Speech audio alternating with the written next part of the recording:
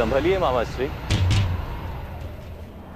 युद्ध तो कल है और आपके पद अभी से डगमगा रहे हैं। किसी भी बड़े कार्य से पहले पग डगमगाना उचित होता है वासुदेव। यदि मनुष्य को अपने आप पर अति विश्वास हो जाए तो फिर वो असावधान हो जाता है। और जब मनुष्य के जीवन में डगमगाने का समय आता है तो सारी सृष्टि उसे असावधान होने के लिए विवश कर देती है। ऐसी स्थितियां उत्पन्न होती हैं कि मनुष्य को अति विश्वास हो ही जाता है।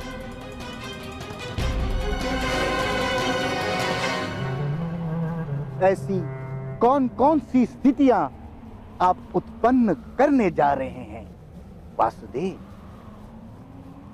मैं कहां कोई स्थिति उत्पन्न करता। मनुष्य के कर्म स्थितियों को उत्पन्न करते हैं और उन स्थितियों में हमारी प्रतिक्रिया हमें उन स्थितियों से बांध लेती है।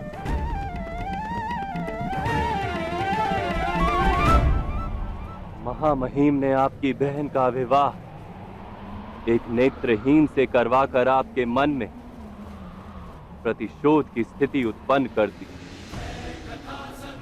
और आपने अपनी बहन और उनके पुत्रों को सिंहासन दिलाने का प्रण लेकर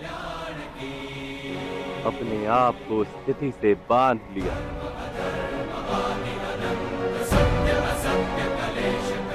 कल का युद्ध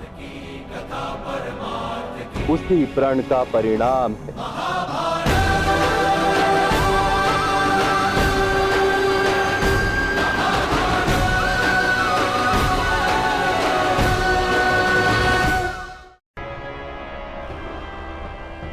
नहीं वासुदेव,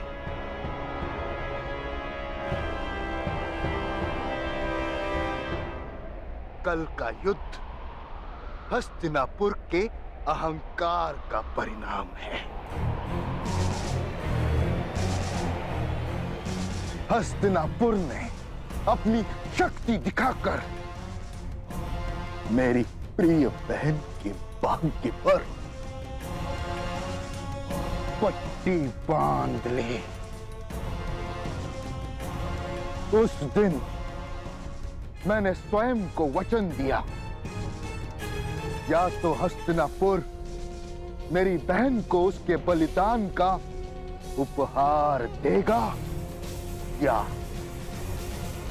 उसका मूल्य चुकाएगा।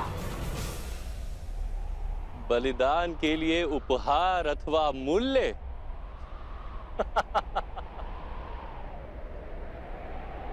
जो बलिदान को व्यापार मानता है उसे पीड़ा तो अवश्य प्राप्त होती ही। विचित्र बात कि बलिदान दिया आपकी बहन ने और उसका व्यापार बनाया आप। वास्तव में आप प्रतिशोध की आड़ में स्वयं अपने आप को समृद्ध और बलवान बनाने की इच्छा रखते थे। अपने कर्मों को बलिदान कहकर स्वयं अपने आप को मत छलिए मामा श्री। छल छल छल मैं कर रहा हूं या आप कर रहे हैं वासुदेव? इस युद्ध को धर्म युद्ध कहकर आप सारे आर्यवर्त को छल रहे हैं। इस सारे संसार में यदि मुझसे बड़ा कोई कपटी है तो वो केवल आप है वासुदेव। मुझे पूर्ण विश्वास है कि आपके इस धर्म युद्ध में आप छल का प्रयोग करके अधर्म अवश्य करेंगे।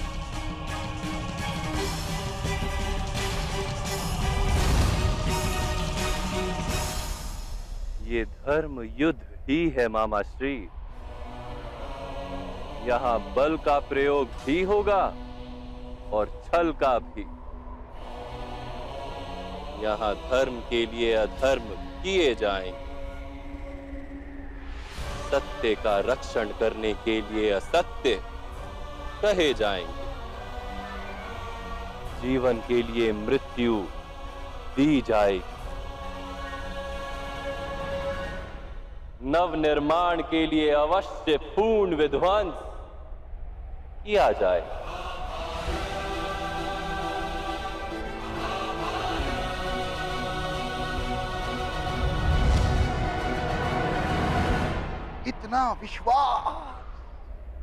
इतना विश्वास है आपको पांडवों के सामर्थ्य पर? नहीं, इतना विश्वास है मुझे आप पर और आपके छल पर। मैंने कहा आपसे, कुछ इस प्रकार की स्थितियां उत्पन्न हो गई हैं और आप उन स्थितियों में कुछ इस प्रकार बंध गए हैं कि अब आपके द्वारा किया गया प्रत्येक छल अंत में पांडवों को ही लाभ देगा। इसलिए मामा श्री, अब छल भी विचार करके कीजिएगा।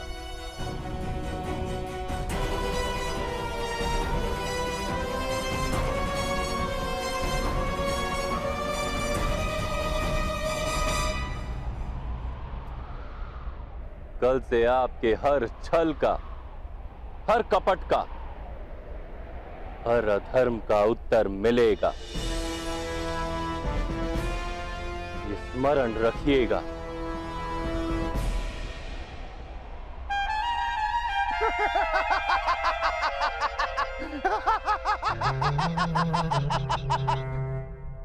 स्मरण तो आप रखिएगा वासुदेव। आपने इस युद्ध में शस्त्र ना उठाने का प्रण लिया है।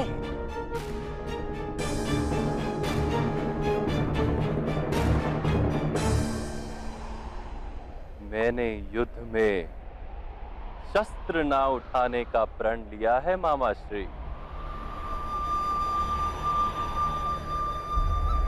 किंतु मेरी शक्ति मेरे शस्त्र नहीं। इस रणभूमि में मैं धर्म की शक्ति लेकर खड़ा हूं, वही मेरा शस्त्र है और वही मेरा कवच है। और मैं स्वयं आपके प्रिय पांडवों का कवच।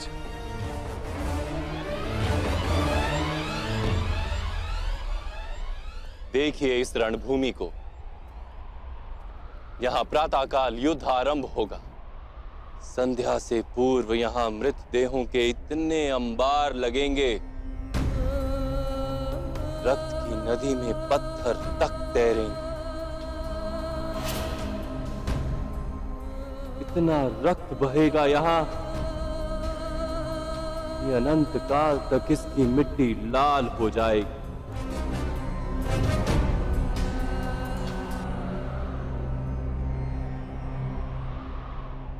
और मेरा वचन है, इस भीषण युद्ध में जिसकी भी मृत्यु होगी, उसको अंत समय में वास्तविक धर्म अवश्य दिखाई देगा।